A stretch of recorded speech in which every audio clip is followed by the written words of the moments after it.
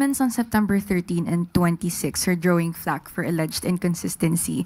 September 13 is the announcement of the ICI composition, and 26th, when you said Mayor Magalong was never given the designation to investigate. Although on September 13, your words were Mayor Benjamin Magalong, special advisor, and who will act as investigator for the ICI. Your comment po. Okay, maliwanag naman po ang ating pagkakasabi. Nung tayo po yung nagsalita, that's September 13, that's Saturday.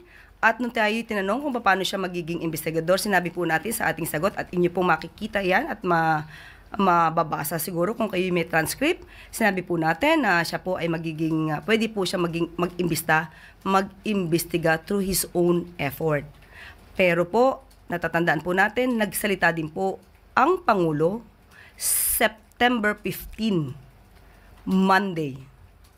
At noong hindi po nag-resign si Mayor Magalong bilang mayor, sinabi po ng Pangulo na ang kanyang magiging papel ay special advisor. Wala pong dinagdag ang Pangulo na pagiging investigador niya dahil nga po hindi po siya, or rather he refused to resign as mayor of Baguio. So with that, nakita po ng Pangulo ang maaaring maging